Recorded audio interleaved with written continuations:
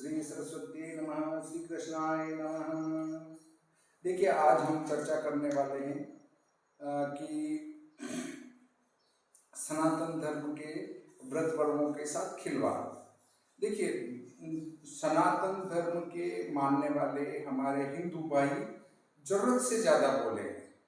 अगर कोई भी इनको कुछ भी नया नियम निकाल के बता दे तो वो उसको मानने लग जाएंगे। देखिए, वो ही जनता, वो ही समय, वो ही स्थान। जब जनता को पता था कि महाराज कंस बलशाली हैं, तो सभी महाराज कंस की जय जयकार कर रहे थे। और उसी समय जब पता चला कि महाराज कंस तो मारे जा रहे हैं, तो भगवान कृष्ण की जय जयकार करने लगे। वही समय, वही स्थान और वही जनता।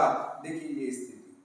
इसके बाद अंग्रेज जब प्रथम बार भारत आए और उन्होंने एक राजा को फतह कर विजय जुलूस निकाला, तो गांव के सब तालियां बजा रहे थे और उनका स्वागत कर रहे थे। जीत गए, उस जीत की खुशी में। अगर उनका कहना था अंग्रेजों का कि अगर वो भी गांव के हमारे पत्थर से भी मारते तो हमको वहां से भागना पड़ता है या मर जाते हैं। तो हम वही लोग हैं। अब एक भाई कहता है, देखो वेद में इनका हमारे जो कबीरदास जी है उनका नाम आया है। तो क्या आया है? वहां लिखा है कबीरयम। तो कबीरयम को पढ़ के वो कहते हैं कबीरयम, अर्थात कबीर। वहां ब को ब कहते थे, अर्थात कबीर। तो ये कबीर साहब का नाम वेद में आया है। तो इन लोगों को कैसे समझाएं? अब उन बेचारों को तो संधि विच्छेद आता ही नहीं। वो कहते हैं तुम्हारे वेद में कबीर जी है। जो उनके चेले हैं वो किसी पंडित से बात करते हैं, वो कहते हैं तुम्हारे वेद में कबीर साहब है। अरे भाई, कबीरयम, कबीरयम का अर्थ है कवि है धन अयम। कवि है यानी कवि, अयम यानी ये कवि उसका अर्थ होगा, न कि कबीरदास जी होगा। इसलिए हमारी भोली भाली जनता को उल्टी प्रकार से भड़काना बहुत सरल और सस्ता है। अगले बिंदु पर जब हम चर्चा करते हैं तो नेपाल के कुछ लोग सनातन धर्म के व्रत पर्वों की हालत बिगाड़ने में लगे हैं। वहीं भारत के 0.00001% जिनकी गिनती नहीं की जा सकती और हम उनको प्राथमिकता भी नहीं देते, ऐसे लोग हमारे यहाँ भी लगे हुए हैं। उनका ये कहना है कि सायन पंचांग के आधार पर माना जाए, उसको वैदिक पंचांग नाम देते हैं।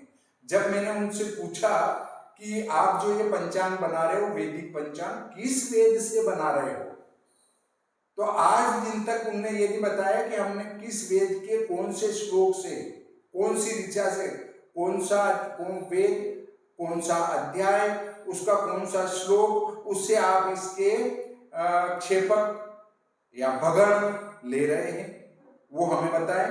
हम भी उस वेद से आपकी तरह पंचांग का निर्माण करेंगे।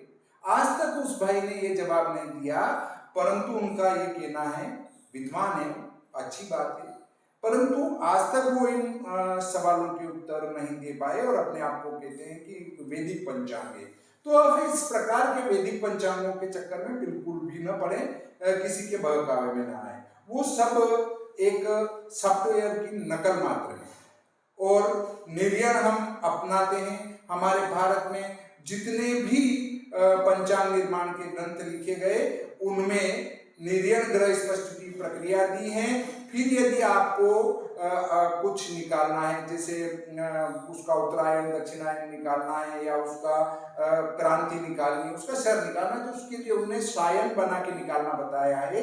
इसका अर्थ है कि हमारे भारत के विद्वान सायन और निर्णय दोनों को जानते थे और उन्हें फिर उसी के आधार पर ये निर्णय गणित को प्राथमिकता दी है।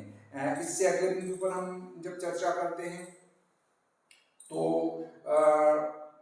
हमारे नेपाल के विद्वानों से हमारी जब चर्चा हुई, जिनको मैं विद्वान नहीं कह सकता हूं, पर चूंकि वो पंचांग में परिवर्तन कर रहे हैं तो विद्वान कहना ही पड़ेगा।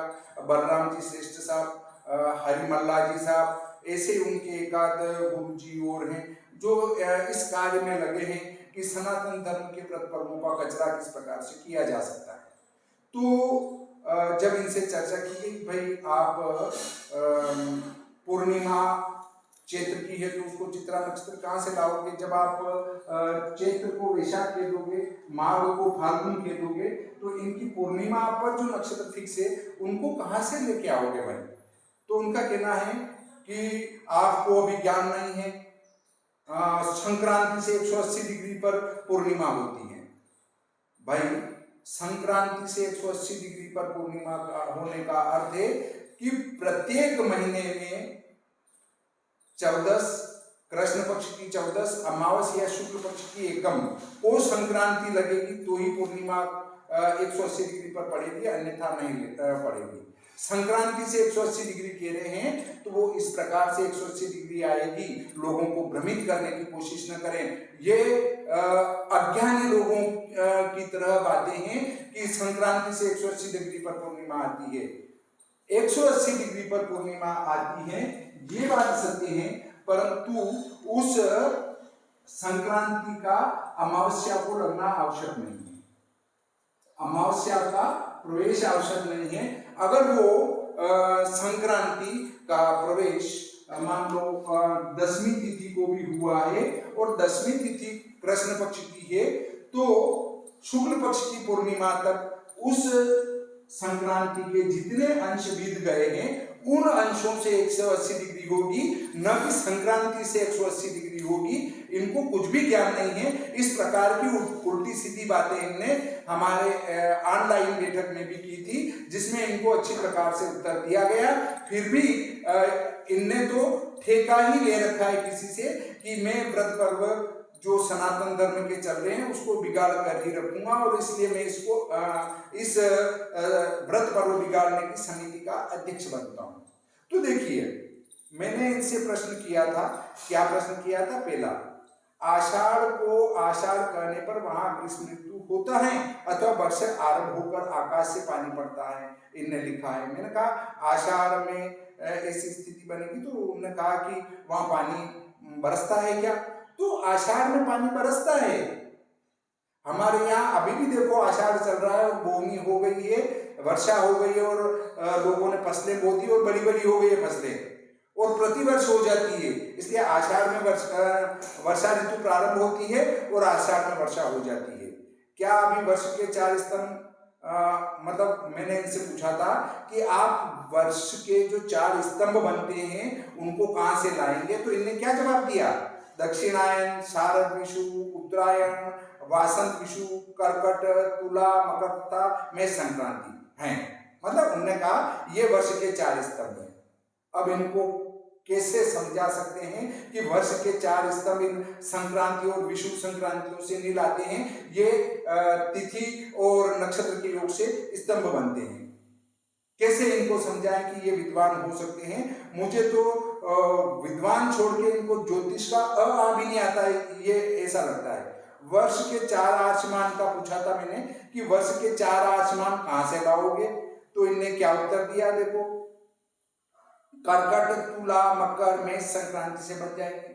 अब इन संक्रांतियों से इन आसमान का क्या संबंध है? ये भी तिथि और नक्षत्र से बनते हैं, पर इनको तो ये भी पता नहीं आसमान कैसे आता है, कहां से आता है, और ये चले हैं व्रत पर्वों को संशोधित करने। फिर माघ शुक्ल पंचमी को वसंत पंचमी क्यों मानते हैं? क्या उस दिन वसंत ऋतु आ जाएगी अथवा चैत्र शुक्ल प्रतिपदा में आएगी? क्यों है पंचांग 2 प्रकार की बातें कर रहे हैं? अरे भाई, मैंने वसंत पंचमी पर आपसे प्रश्न किया था, उसका उत्तर दीजिए, प्रश्न मत कीजिए। उसके बाद वैशाख नाम बनाने के लिए विशाखा नक्षत्र को लेंगे तो वैशाख में ग्रीष्म ऋतु होता है, वैशाख में वसंत कहां से लाएंगे? अरे भाई, वैशाख में वसंत ऋतु क्यों आएगी? वैशाख तो ग्रीष्म ऋतु का महीना है, वैशाख ज्येष्ठ ग्रीष्म ऋतु का माह है, उसमें आप वसंत ऋतु क्यों ला रहे हैं?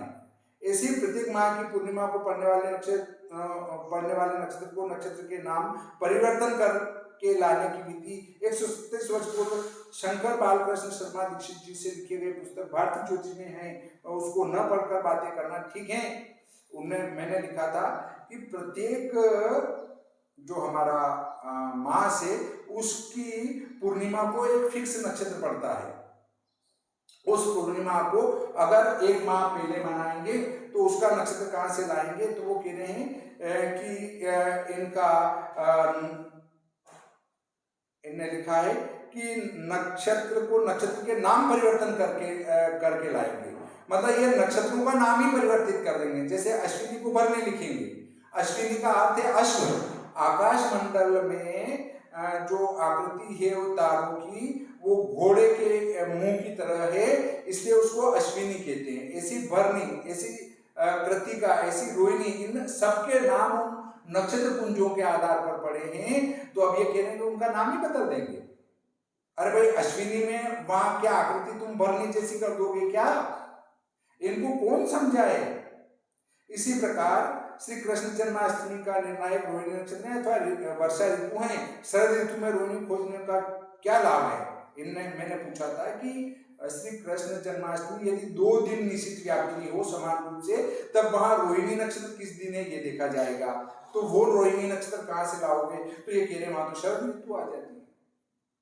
अरे भाई, ऋतु शरद आए, शीत आए या ग्रीष्म आए, क्या भाद्रपद में पानी बरसता है या नहीं बरसता है? भाद्रपद में वर्षा होती है। तो उस समय जब कृष्ण भगवान का जन्म आज से 5100 साल पहले हुआ था, उस समय भी वहां पर वर्षा से यमुना जी पूर्व पर थी, मतलब बाढ़ आ रही थी उसमें। और आज भी भाद्रपद में वर्षा होती है। तो इनको कैसे समझाएंगे? 4 महीने हम मानते हैं वर्षा ऋतु के, 4 महीने मानते हैं सर्दी के, 4 महीने मानते हैं गर्मी के। मुख्य 3 ऋतुएं हैं, 6 ऋतुएं हैं, वो 3 ऋतुएं गौण हैं और मुख्य ऋतुएं ये है। तो हम आषाढ़, श्रावण, भादवा और आसोज ये वर्षा ऋतु के मानते हैं। तो हमारे यहाँ तो आषाढ़ में भी वर्षा होती है, श्रावण में होती है, भाद्रपद में होती है और आश्विन में छुटपुट वर्षा होती है। तो इनको कैसे समझाएंगे? अगला बिंदु आता है कि गंगा दशहरे का निर्णायक नक्षत्र नहीं है, ग्रीष्म ऋतु है, नक्षत्र ही लाना है तो पूर्व नक्षत्र का नाम परिवर्तन करके लाएंगे। मतलब गंगा दशहरे का निर्णय इनने कहा कि ग्रीष्म ऋतु है। इनको ज्ञान ही नहीं है, व्रत पर्वों का तो ज्ञान ही नहीं है। ये केवल फेंक पट्टी करने वाले लोग हैं। कैसे?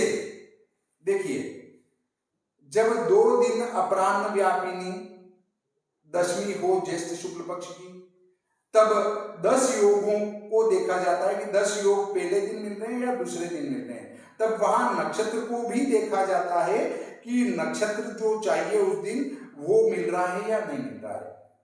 तब ये कह रहे हैं कि वहां नक्षत्र का नाम ही बदल देंगे। उसके बाद अगले बिंदु पर आते हैं, 9वां बिंदु, दशहरे का निर्णायक भी नक्षत्र नहीं है, शरद ऋतु में नक्षत्र लाना है तो पूर्व नक्षत्र का नाम परिवर्तन करके लाएंगे। मतलब दशहरे पर जो नक्षत्र हमको चाहिए, दशहरे पर कौन सा नक्षत्र चाहिए? दशहरे पर हमें जब 2 दिन वो तिथि अमुक काल व्यापिनी हो, तो अमुक नक्षत्र जिस दिन हो उस दिन जो है दशहरा मनाया जाएगा। ऐसा वहां पर भी विधान पाया जाता है। तो ये कह रहे हैं कि नक्षत्र का नाम ही बदल देंगे। अब उसके बाद श्रावणी करने के लिए श्रवण पूर्णिमा के दिन श्रवण नक्षत्र नई वर्षा ऋतु का प्रारंभ का काल होना चाहिए। नक्षत्र ही लाना है तो पूर्व नक्षत्र का नाम परिवर्तन करके लाएंगे। ये हर जगह कहते हैं कि नाम ही बदल दो ना उसका, अगर आपको वो चाहिए तो नाम बदल दो।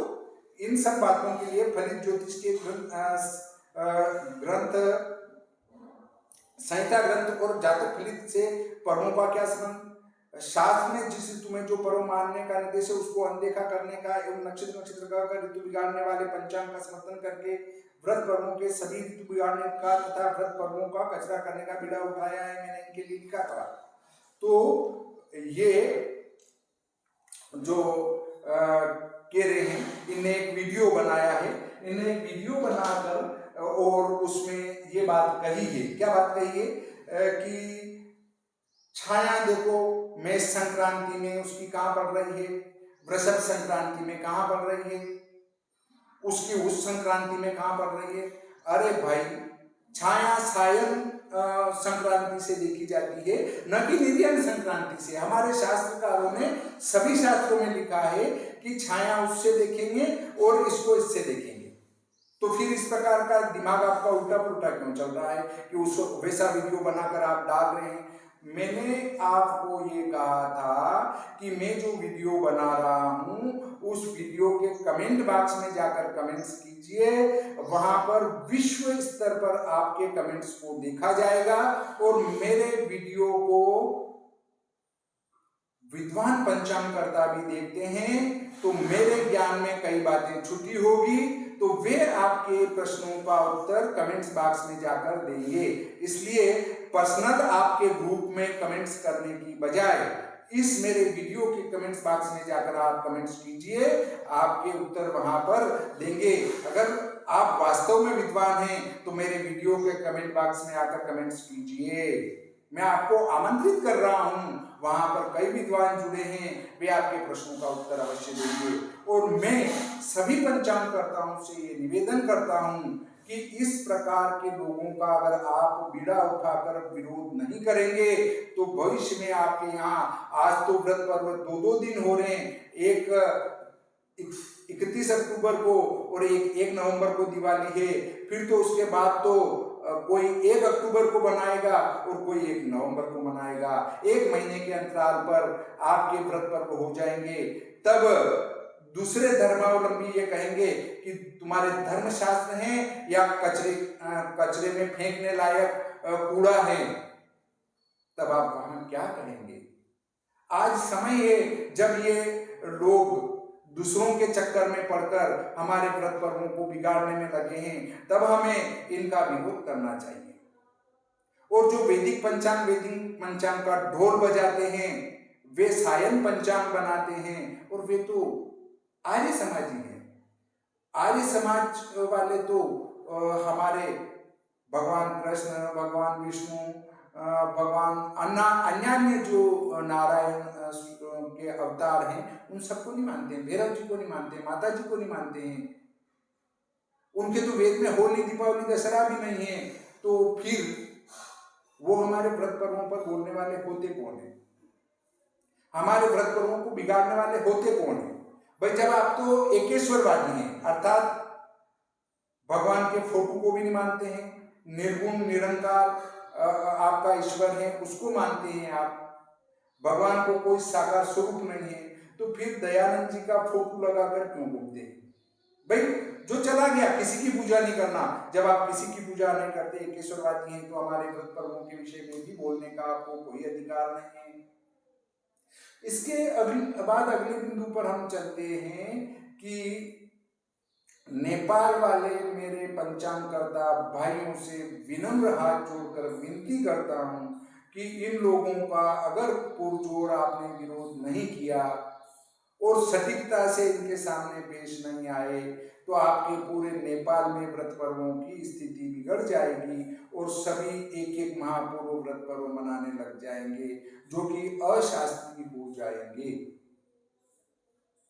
आज हरियाली अमावस्या को सभी तरफ हरियाली हो जाती है, अगर उस हरियाली अमावस्या को उठाकर आषाढ़ कृष्ण पक्ष की अमावस्या कर दोगे तो वहां पर हरियाली कहां से आएगी? हमारे नेपाल के जो भाई लोग हैं, हमारे भाई हैं, बड़े भाई हैं, सनातन धर्म को मानने वाले हैं, चाहे वे दूसरे धर्मावलंबियों के चक्कर में पड़ गए हैं तो भी हमारे अपने हैं। आदरणीय बलराम जी श्रेष्ठ साहब, आदरणीय हरिमल्ला साहब, ये लोग चक्कर में तो पड़ गए हैं, परंतु इन्हें इन बातों से कोई मतलब नहीं है, वो उनके सिखाए से चल रहे हैं, इसलिए वो उनके आंखों पर चश्मा लग चुका है। इनके गुरु जी भी हैं, वो भी उस चक्कर में पड़ चुके हैं, तो इनके चश्मा लग चुका है, अब इनको सत्यता दिखाई ही नहीं देती है। जब किसी चीज का अंत नजदीक आ जाता है तो उसको सत्यता बिल्कुल भी दिखाई नहीं देती। इसी प्रकार इनको भी सत्यता दिखाई नहीं दे रही है कि आप उस हरियाली अमावस्या को उठाकर आषाढ़ में लेते जाओगे, तब वहां पर हरियाली कहां से लाओगे? इसी प्रकार अगला बिंदु ये आता है कि आप कह रहे हैं कि संक्रांतियों का नाम ही बदल दो, जिसको आज आप मेष संक्रांति कह रहे हो उसको मीन कहो, मीन को मेष कहो, मेष को वृषभ कहो, वृषभ को मिथुन कहो, इस प्रकार से नाम बदल दो। तो भाई जो आकाश मंडल में इनकी आकृति है, मेष का अर्थ है भेड़, तो उसका नाम प्रसन्न कर दोगे तो क्या आकाश में भगवान भी उसकी आकृति बदल देंगे? और अगर नहीं बदल देंगे तो आप इस प्रकार से मनमाने ढंग से अगर कोई भी संशोधन कर सकते हैं तो फिर शास्त्रों की प्रामाणिकता क्या होगी? इसका क्या उत्तर है? इसका कोई उत्तर नहीं है। इसलिए आपसे हाथ जोड़कर निवेदन करता हूं कि आदरणीय बलराम जी श्रेष्ठ साहब, आदरणीय हरिमल्ला साहब और एक और आपने जिनको आपका गुरु जी का नाम प्रस्तुत किया है, उनसे निवेदन करता हूं कि हमारे सनातन धर्म के साथ इस प्रकार की छेड़खानी ना कीजिए। और अगर आपने बिड़ा ही उठाया है तो आपसे मेरा एक निवेदन है कि चाहे हम गलत कर रहे हैं, ये मान लेता हूं एक मिनट के लिए कि आप सही कर रहे हो, हम गलत कर रहे हैं, तो भी जो सनातन धर्म के व्रत पर्वों की एक रूपता चली आ रही है उस पर थोड़ा मनन कीजिए कि क्यों हम इस सनातन धर्म को तोड़ने में लगे हैं। वैसे देखा जाए तो हम जो कर रहे हैं वो वैज्ञानिक ढंग से कर रहे हैं, आप जो कर रहे हो वो फेंक पट्टी वाला काम कर रहे हो।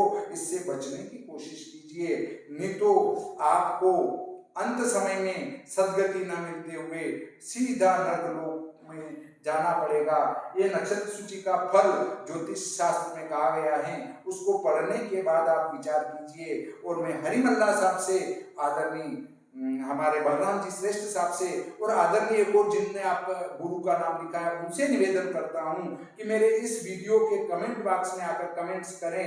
फिर देखें आपको हमारे जो विद्वान लोग कितना उत्तर देते हैं, और वे उत्तर अवश्य देंगे हमारे विद्वान भाई लोग। मैं तो इतना जानकार नहीं हूँ, मैं तो ज्योतिष का विद्यार्थी हूँ, परंतु विद्वान जो मेरे इस वीडियो को देखते हैं वो आपको सटीकता से उत्तर देने की कोशिश करेंगे। इस प्रकार आज का ये प्रकरण यहीं समाप्त करना है।